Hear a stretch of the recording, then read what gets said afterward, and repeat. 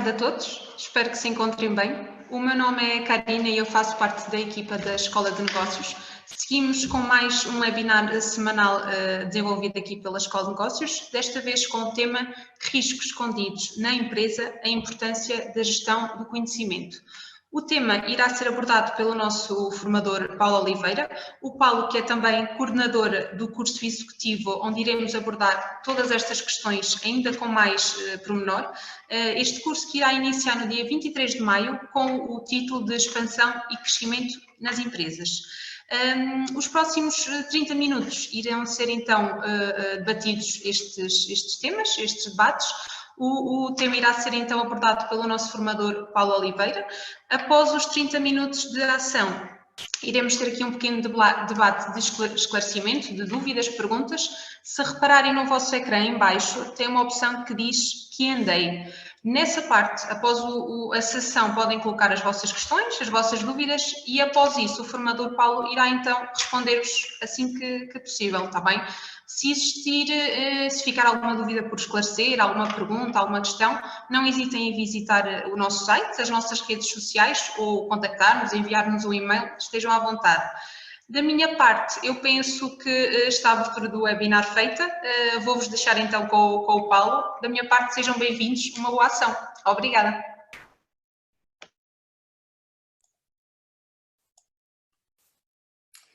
Ora, muito boa tarde a todos. Espero que aproveitem este espaço e estes momentos que vamos aqui debater o assunto que hoje aqui nos traz, especialmente então os riscos escondidos na empresa, a importância da gestão do conhecimento. E este tema, mais do que nunca, hoje deve estar em cima da mesa em todas as organizações, e porque se o problema já existia antes, neste momento é de capital importância debatê-lo e repensá-lo dentro das organizações. Qual é a principal questão que aqui deve ser abordada e o tema que deve ser tratado digamos, na estrutura da empresa? É que a questão que eu vos coloco é: se nós temos uma organização, principalmente no pós-Covid ou ainda durante este período que nos assola a todos, a questão que eu vos coloco é o que vamos fazer se os nossos trabalhadores, não é? Os nossos recursos, o nosso potencial humano que existe na organização, se ele sair da empresa, o que é que leva com ele e o que é que nos deixa?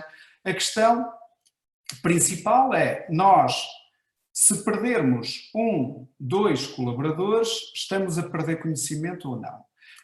Se eles se forem embora, levam esse conhecimento com eles e ele fica na empresa? Ou seja, essas questões, se já antes eram importantes para o debate, hoje, com esta questão que temos em cima da mesa, em que as empresas se debatem permanentemente com a possibilidade de ter que abdicar de alguns recursos, face às circunstâncias que todos sabemos, não seria prudente, não seria de todo, digamos, até salutar princípio da boa gestão, perder o conhecimento que esses colaboradores irão levar consigo.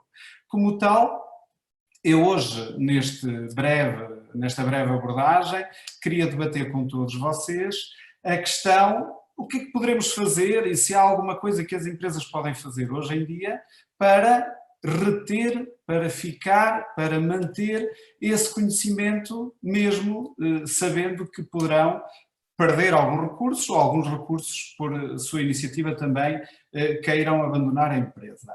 E essa é a questão que nós vamos partilhar hoje e vamos aqui todos debater. Então eu vou fazer aqui uma breve apresentação para ser mais ilustrativa e para me poderem e conseguirem acompanhar no raciocínio. Como tal, eu vou fazer aqui uma breve apresentação e Então, o que é que nós temos aqui? O tema de hoje é a importância da gestão do conhecimento que nós temos. E a primeira e grande questão que eu deixo aqui para todo este âmbito público que está a assistir a este webinar é conhecimento. É a chave da questão. E a questão que aqui, estas três questões que aqui são colocadas é: quem é que tem esse conhecimento? É a empresa ou é o trabalhador? Será que a empresa detém esse conhecimento? Será que a empresa é capaz de reter, de manter o conhecimento dentro da empresa? Ou esse conhecimento está do lado do trabalhador? Esta é a questão que eu deixo para debate e para vocês apreciarem e que vão refletindo no assunto.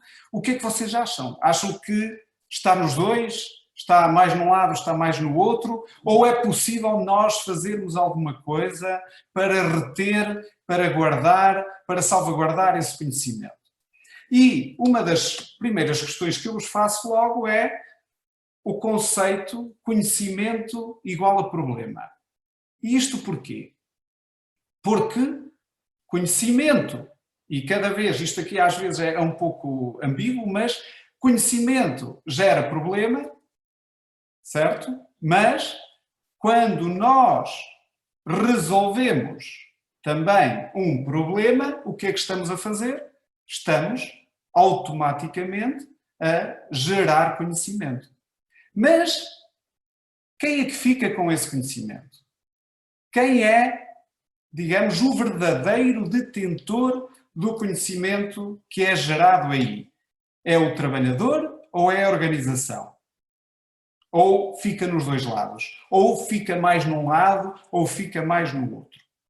Então, um dos debates que eu vos trago aqui para vocês pensarem é: nós sempre estivemos habituados, desde há muitos anos, a ouvir digamos, a nomenclatura ou alguém falar que eu preciso de mão de obra, eu preciso de reforçar a minha mão de obra porque não tenho capacidade para fazer face aos pedidos e ao que, digamos, o mercado me está a pedir. E o que eu vos deixo aqui é o tema para vocês pensarem também que deveremos mudar esse conceito, principalmente na altura em que nos encontramos, em que, digamos, o modelo de trabalho, o modelo de nos interagirmos com os nossos stakeholders, com as empresas, com os nossos clientes, está a mudar. Hoje nós, se calhar, tivemos um processo acelerado de aprendizagem em que estamos a utilizar ferramentas que se calhar há 2 meses atrás poderíamos pensar neles, mas ainda não os utilizávamos, e o conceito que era teórico, de repente teve que passar de forma acelerada para um conceito prático e de implementação rápida, com os atropelos que todos sabemos que acontecem e que vão surgindo. O grande desafio que aqui se traz é mudarmos essa filosofia e mudarmos o conceito de mão de obra para o conceito de cérebro de obra. E porquê? Porque hoje nós vivemos numa sociedade mais virada para o conhecimento, mais para o nível de conhecimento do que propriamente para o conceito da força, que era o conceito que estava associado ao mão de obra. Nós hoje viramos o conceito radicalmente para o conceito de cérebro de obra, porque onde há conhecimento tem que haver, digamos, cabeças pensantes que consigam definir esse, digamos, desidrato que é a transformação que as empresas têm que ter ao abandonar o conceito de mão de obra para o conceito de cérebro de obra. Porque ao definirmos um conceito de cérebro de obra, estamos a definir também um conceito principal, que é o de nós aprendermos todos os dias com aquilo que fazemos. E como é que nós podemos aprender com aquilo que fazemos? Temos que gerar conhecimento com base nos problemas que vão surgindo E à base que vamos resolvendo e ultrapassando esses problemas, então nós vamos conseguindo ultrapassar estas questões, gerando conhecimento. E esse conhecimento é para ficar na empresa, tem que ficar guardado, tem que ficar na organização. É claro que ele tem que ficar também do lado do trabalhador, mas a empresa não se pode dar ao luxo de, pura e simplesmente, abdicar de ganhar esse conceito novo que eu vos vou falar agora, que também vos deixo para reflexão, que nós falamos muitas vezes em estoques, não é? Em estoques de material, estoque de produtos, mas agora o conceito que eu vos deixo para pensar é o conceito de estoque de conhecimento. E o que é o estoque de conhecimento? Já pensaram, já refletiram qual é o estoque de conhecimento que a vossa empresa tem? O que é isto? Como é que a empresa atua? Como é que ela decide? Como é que ela resolve determinados problemas? E deixo-vos aqui uma história que, apesar de simples, digamos, é prática e ilustrativa do que nós aqui estamos a dizer. E vamos dar um exemplo caricato, mas que uma vez entrei numa empresa e a situação estava caótica porque nada funcionava, porque havia um equipamento que estava bloqueado e não funcionava. E todo o resto, quase a montante e a jusante, estava também ele bloqueado na própria empresa. E a questão que se me levantou é o porquê da empresa estar parada. E agora reflitam e pensem quantas vezes é que isto acontece. Claro que isto é um exemplo paradigmático, mas pensem numa infinidade de situações em que essa situação pode acontecer. Então, estava bloqueada a empresa porque, imaginem, simples equipamento não funcionava e a pessoa que supostamente sabia trabalhar com aquele equipamento, naquele dia não foi trabalhar. Ao depararmos com essa situação, o equipamento, como era, digamos, utilizado e colocado a trabalhar sempre por aquela pessoa, mais ninguém na empresa sabia trabalhar com aquele equipamento. O que é que acontece? A pessoa Y falha naquele dia, naquela organização, e a organização bloqueia porque mais ninguém sabe lidar com aquele equipamento. Ora, isto é o que acontece em centenas de vezes por mês, por semana, nas empresas, em que o que é que aconteceu aqui? É que só havia uma pessoa que sabia colocar aquele equipamento em funcionamento. Ou seja, quem é que tinha o conhecimento aqui de colocar o equipamento em funcionamento? A pessoa Y, por acaso naquele dia, não estava na empresa. E isso, digamos, bloqueou,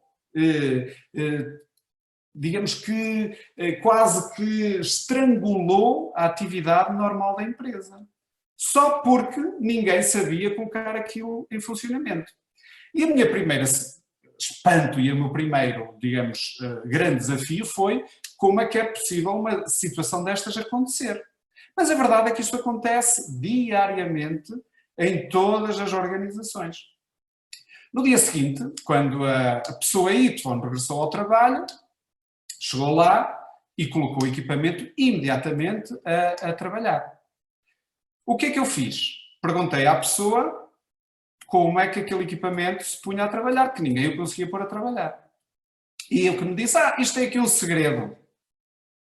Mas que segredo é esse, que é assim tão segredo que não se possa dizer, não se possa transmitir?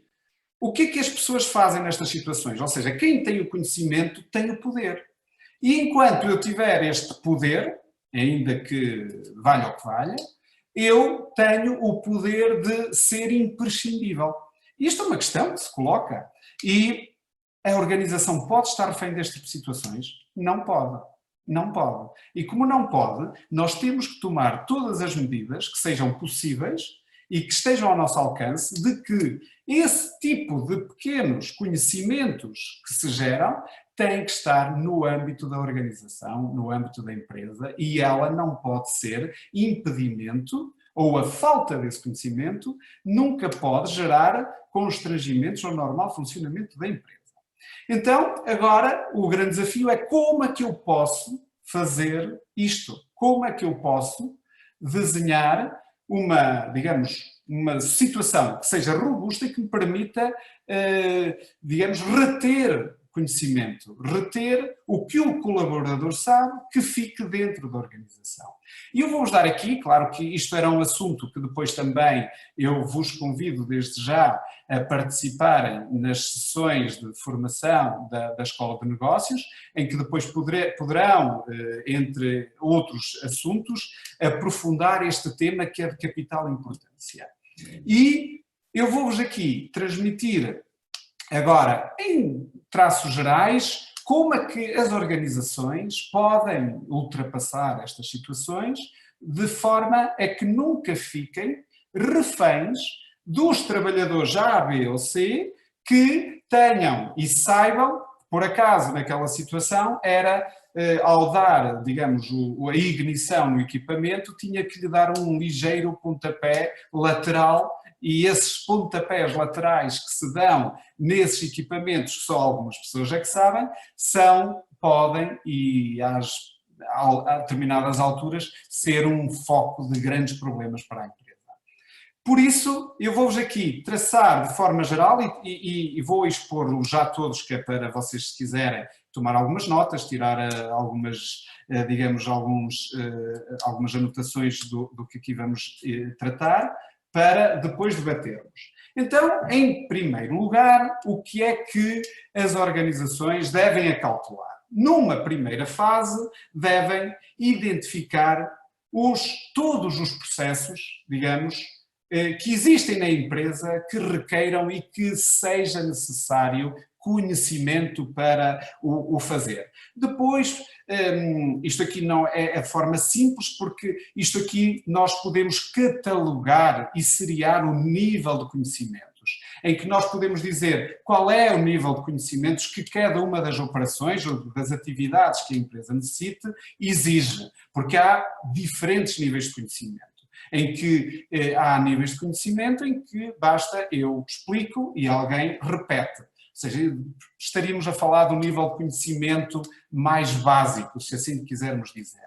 Depois, já há outros que já não basta que eu repita e que eu explique para que a outra pessoa repita.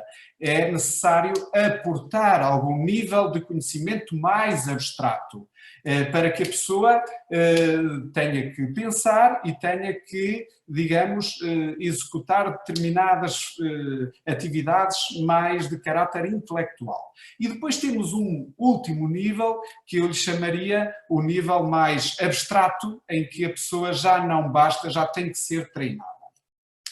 Outra questão que aqui se coloca também é como é que eu tenho esse conhecimento? Como é que uma empresa obtém conhecimento? E para ser, digamos, muito aberto e muito fácil de entender, vocês têm duas formas de adquirir conhecimento para a organização. Em primeiro nível, vocês ou desenvolvem esse conhecimento internamente, explorando esse conhecimento, ou seja, fazendo vocês o percurso de tentativa e erro para conseguir chegar à melhor resolução do problema, e aí vocês estão digamos, a desenvolver, a criar o vosso próprio nível de conhecimento. E o outro é, se eu não tenho, o que é que eu posso fazer? Eu compro. E como é que compram? Ou contratam alguém que saiba fazer e que vos traga esse nível de conhecimento para dentro de portas, ou então, simples, e investem e fazem formação aos vossos colaboradores para que esse nível de conhecimento venha para dentro da organização.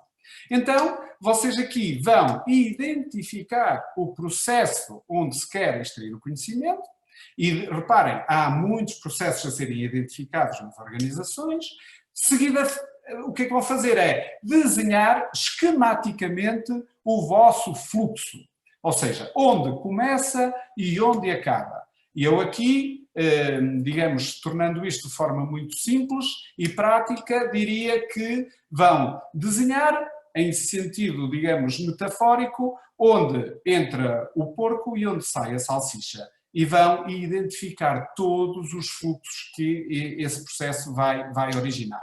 Depois, à medida que vão desenhando esse fluxo, o que é que devem construir? O que é que devem identificar? É quem é que está a fazer durante este processo, quem é que faz a tarefa? Quem é? E quem, digamos, dentro da minha organização, a faz melhor. E isto porquê? Porque se eu tenho uma pessoa um colaborador que faz bem, mas demora tempo, eu posso identificar outra pessoa que não faz tão bem, mas faz em menos tempo. A conjugação dos dois pode dar o ótimo, em que eu depois posso identificar a melhor forma de fazer aquela tarefa conjugando os vários níveis de conhecimento. E então, para entenderem o que é que nós estamos aqui a identificar é vários níveis de conhecimento que são alocados para aquela tarefa, em que eu estou a perceber que nível de conhecimento é que esta pessoa aporta para esta tarefa, para quê? Para fazer bem. Do outro nível, eu posso ver o outro quadrante do nível de conhecimento, que é esta pessoa não faz tão bem, mas faz rápido. E o que é que eu posso conjugar aqui entre o ótimo e o menos ótimo, mas que me permita conjugar rapidez com, digamos, a melhor forma de fazer aquela tarefa. Depois, digamos, se eu identifico, eu consigo desenhar, se calhar, um standard de, digamos, realização da tarefa. E ao fazer isto, o que é que eu estou a fazer? Eu estou a conseguir criar processos internos de aumento da minha produtividade e consigo saber quem é que faz melhor, quem é que faz mais rápido e então encontrar aqui um equilíbrio para a standardização, digamos, das minhas tarefas. Depois, o que é que eu preciso no nível 4 identificar? Que é, vamos perceber em cada uma delas quais são os conhecimentos que são alocados em que cada colaborador aloca esse nível de conhecimentos para essa função, para essa tarefa. E o que é que eu pretendo aqui saber e perceber é, vem ter comigo e explica-me como é que tu fazes esta atividade, descreve-me.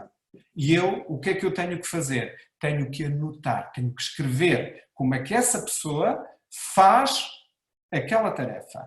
Depois, ao longo do percurso, digamos, deste fluxo, que problemas é que são encontrados? Que problemas é que tu encontras? E eu aloco e anoto esses problemas. E eles devem estar claramente identificados. E depois a questão para €1 milhão é que decisões é que eu tomo? Ou seja, como é que eu resolvo estes problemas?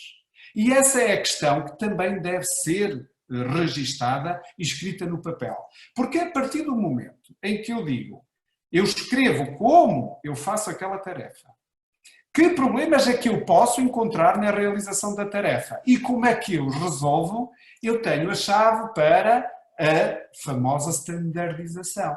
E com isto o que é que eu faço? É que eu não fico dependente do Sr. Y, que sabe dar um pontapé na lateral do equipamento para o colocar a trabalhar. Porque qualquer pessoa, colaborador daquela organização, depois de ir identificar aquele processo e aquela tarefa, conseguia perceber que aquela máquina para arrancar, para trabalhar, necessitava, desculpem o termo, levar um pontapé do lado para arrancar. Depois, o que é que eu também devo extrair, porque isto não é um processo que nasce e morre aqui, ele é contínuo. É contínuo porque nós também estamos sempre a evoluir e a empresa está sempre a aportar novos conhecimentos, novos desafios e novas tarefas terão que ser alocadas a estes processos. Como tal, eu devo também anotar problemas que vão surgindo e que me permitem, digamos, alocar conhecimento para a melhor realização dessas tarefas. Depois, no fim, o que é que eu posso sistematizar? Uma série quase de chavões onde eu vou identificar problemas técnicos que me possam surgir e que foram extraídos das atividades que eu realizei e que ficam ali aportados para aquele documento.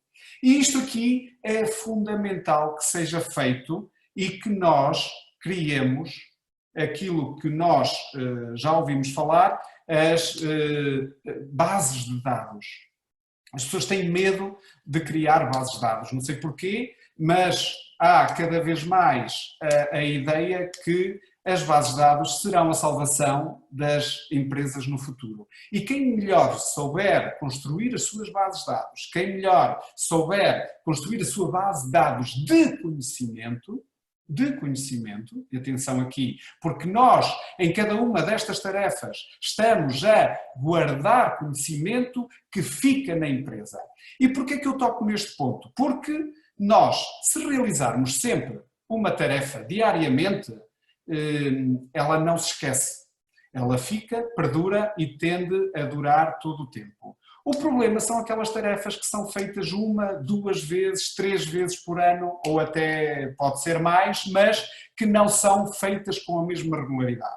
Então essas tarefas, se não se, digamos, não se praticam, não se executam no dia a dia, nós, por mais cérebro, por mais capacidade de memória que tenhamos, acreditem que vamos esquecendo. E quando nós voltamos a querer fazer essa tarefa ao fim de algum tempo, já não nos recordamos como é que ela se faz.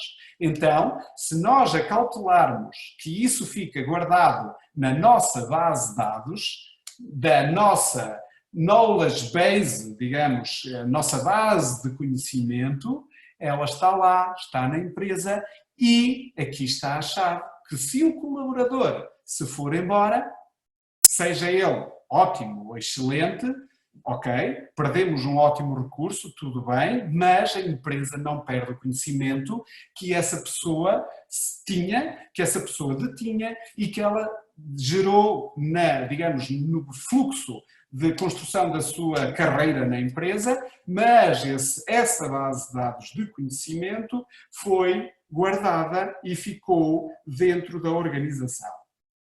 Agora, vou-vos dar, porque também já não temos muito mais tempo, digamos, uma visualização gráfica daquilo que vocês têm construído. E, acima de tudo, uma coisa que eu vos digo que é cuidado com as capacidades. Aqui estamos a falar de operações, estamos a falar de capacidades que a empresa tem. E o que é isto de capacidades? Nós temos um determinado recurso que é capaz de fazer 10 canetas por hora. Ok? A capacidade que tem é fazer 10 canetas por hora. Se eu puser aquele recurso a produzir 20, digamos, não consigo pô-la a produzir 20 porque ela não tem capacidade de produzir 20. Se ela tiver a produzir 10 por hora, ela está na sua capacidade máxima. Se está na capacidade máxima, não tem, digamos, sobras, não tem espaço para evoluir, para crescer, para gerar novos conhecimentos. A sugestão que eu vos digo é nunca tenham a vossa organização e os vossos recursos na capacidade máxima.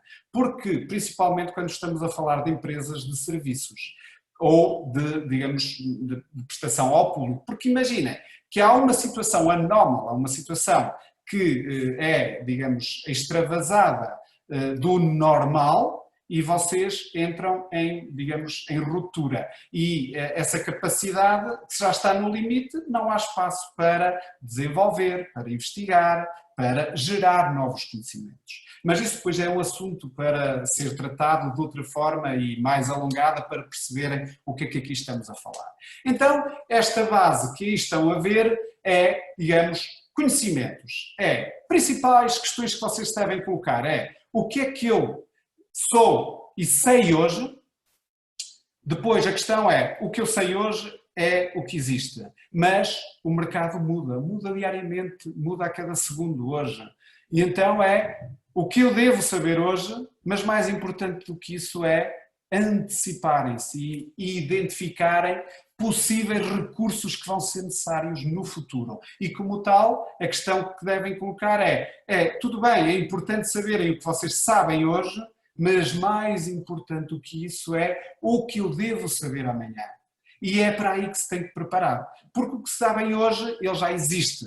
E se já existe, provavelmente vocês estão ao par da concorrência. Então, vocês devem estar sempre, como se costuma dizer, um passo à frente. E para estarem um passo à frente, vocês têm que saber sempre o que o mercado, o que os clientes, o que a vossa, digamos, envolvência irá necessitar amanhã. E isso é o nível de conhecimento que vocês vão ter que gerar hoje. Vocês vão ter que gerar hoje o que será necessário amanhã. Depois, outra questão muito prática é nunca se esqueçam do que prometem aos vossos clientes, que está intimamente ligado com esta questão, que é o nível de conhecimentos que vocês têm, digamos, hoje, e então o que vocês prometem é o que sabem hoje. E agora, o que eu vos digo é, se prometem, cumpram. Então, organizem as vossas operações para aquilo que vocês estão a prometer. Porque muitas vezes vê-se que nós prometemos uma coisa que é um sonho, mas esse sonho não é execuível. Ou a empresa ou os serviços não são capazes de satisfazer essa promessa que vocês fazem aos vossos clientes. Depois, aqui, lembrem-se que quando nós definimos uma promessa, nós estamos ao nível do abstrato.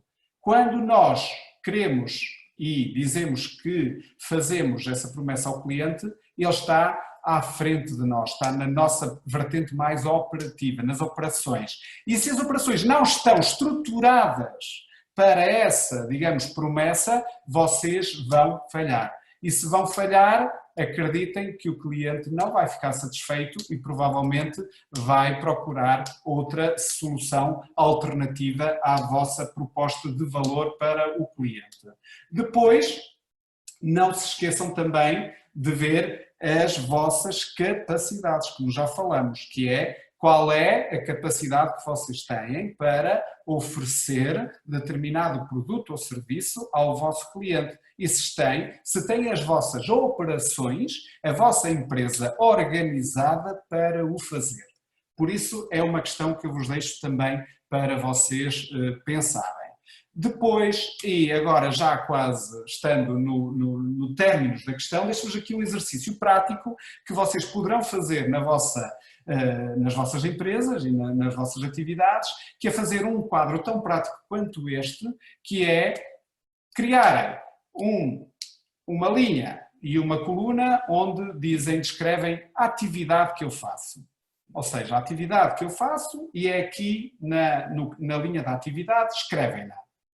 Fazer, ou seja, tirar ou entregar ou fazer ou construir ou seja o que for, mas tem que ter um verbo de ação, não é? Fazer alguma coisa. Depois, na segunda coluna é perguntar a quem o faz, ou seja, vocês estão já a criar a vossa base de dados, é aqui o modelo de criação de base de dados, por exemplo, que é como é que tu fazes esta atividade?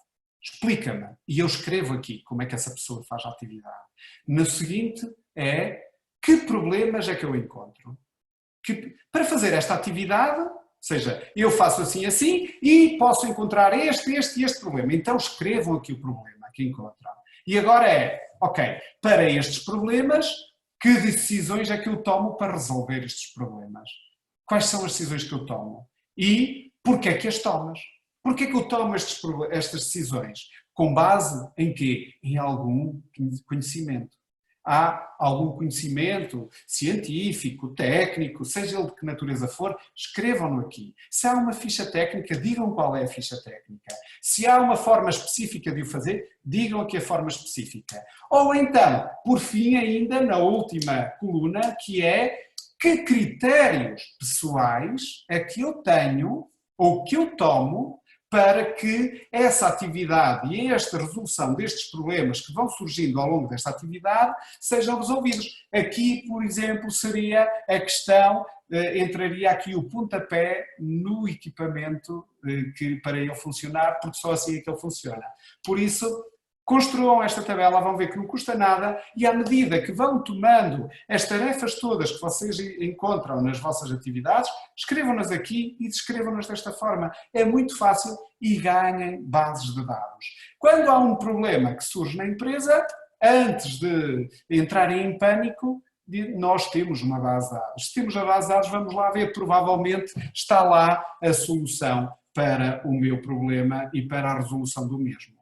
Por isso, deixo-vos com esta frase última: não me tragas problemas, traz-me soluções. E isto é, digamos, a miragem que nós temos, digamos, a visão que temos para, digamos, a salvaguarda do conhecimento nas organizações e para que vocês não corram riscos de os trabalhadores, se, digamos, por qualquer razão, irem para outras bandas e vocês ficarem, digamos, de mãos e pés atadas na vossa empresa. Por isso, eu termino aqui, despedindo-me. Muito obrigado pela vossa paciência e espero que tenham gostado desta breve abordagem acerca deste tema. Obrigado. Agora, deixo-vos também o espaço para questões que queiram colocar e que queiram fazer e sintam-se à vontade para as questões que me queiram colocar, terei todo o gosto em fazer.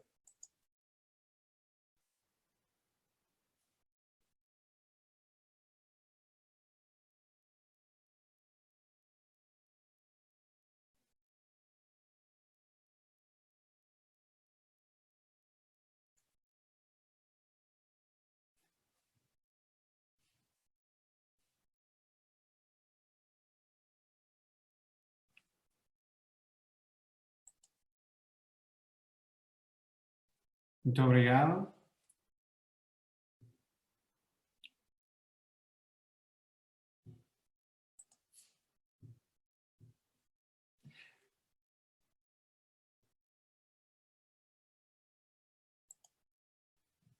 Eu vou aqui fazer uma questão que foi aqui colocada, que com a base de dados criada e todas as dicas para organizar as nossas tarefas, é uma forma para não acontecer o retrabalho, sem dúvida nenhuma, porque as organizações no dia-a-dia, quando estão, digamos, a fazer as suas tarefas, a verdade é que há estudos que indicam que entre 20% a 30%, digamos, da produtividade de uma organização se perde nestas questões do retrabalho. E obviamente que se nós tivermos a nossa estrutura de organização de base de dados, como vos expliquei aqui muito sucintamente, provavelmente estas questões e esta perda de ineficiência das organizações e de perda de produtividade, agora vejam, se nós conseguirmos fazer com que a empresa ganhe 20% ou 30% de produtividade nos dias que correm, seria excelente. Mas acreditem que se isto estiver bem organizado e bem estruturado, sim senhor, vão ter isso muito bem trabalhado e provavelmente este valor reduz substancialmente.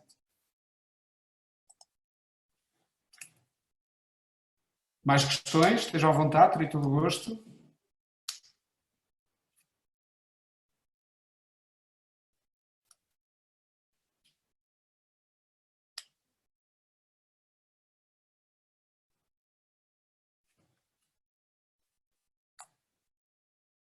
Há aqui mais uma questão, que é se essas mesmas bases de dados e o plano de organização pode ser fundamental para integrar, por exemplo, um novo colaborador na equipa.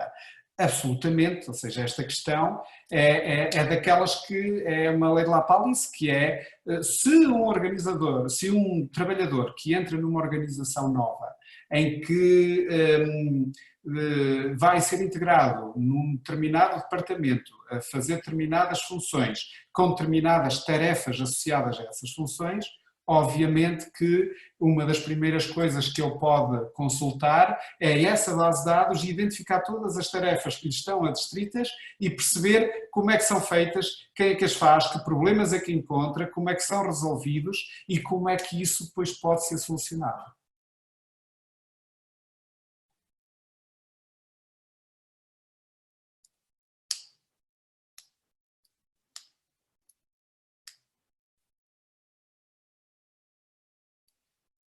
Aqui mais uma questão. Se considera que todos na empresa devem ter acesso a essa tabela ou devemos designar um substituto para determinada pessoa que tenha acesso a essas informações? Se eu bem entendi esta questão, eu julgo que esta questão não tem que estar um substituto nomeado, porque tendo nós a base de conhecimentos escrita e alocada naquela tabela, qualquer pessoa, reparem, os níveis de conhecimentos devem estar ali elencados. Isto aqui depois nós poderíamos ver questões mais particulares, qual é o nível de conhecimento necessário para a execução daquela tarefa. É claro que se estivermos a falar de um alto nível de conhecimento técnico, já não podemos alocar qualquer recurso para a execução daquela tarefa. Tem que estar alguém que esteja ao nível da sua execução e com o nível de conhecimentos adequado. Obviamente que, sendo, como eu falei durante a apresentação, o nível de conhecimento primário, entre aspas, ou seja, um pouco abstrato, ou saber, digamos, fazer, não é? Esse nível pode ser alocado a qualquer pessoa da estrutura e que pode chegar lá e executá-la. Mais questões? Não se coíbam, podem colocar, terei todo o gosto em responder.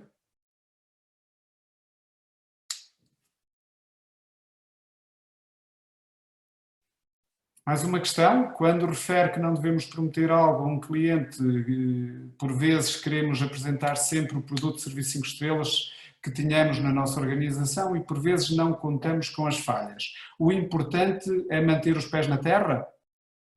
Aqui é uma questão que foi aquilo que eu vos falei durante a apresentação, que é o nível de capacidade que vocês têm que ter na vossa organização. Se vocês querem passar por um serviço 5 estrelas, para uma empresa que preste um serviço 5 estrelas, o nível de ocupação dos vossos recursos, e quando eu digo recursos materiais, equipamentos e recursos, digamos, capacidade humana, capacidade técnica. Esses recursos nunca deverão estar alocados a uma percentagem superior a 80%. Isso é outro tema, que depois vocês devem criar o vosso quadro onde identificam as vossas capacidades, as vossas, digamos, para simplificar, quanto tempo vocês estão digamos, a ocupar os vossos recursos. Se esses recursos estiverem acima dos 80%, provavelmente começam a surgir falhas na resposta. Enquanto se esses, digamos, recursos estiverem a uma taxa de 80%, ali na casa dos 80%, a vossa capacidade de resposta, de desenvolvimento e de gerar novos conhecimentos, sim, permite-vos passar para o quê? O chamado nível de serviço 5 estrelas.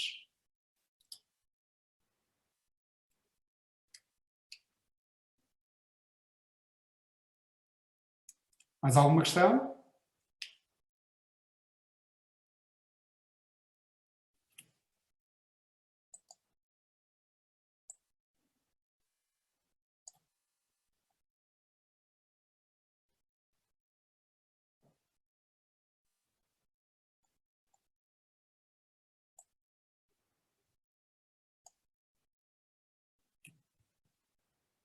Sintam-se à vontade para colocar as questões que entenderem.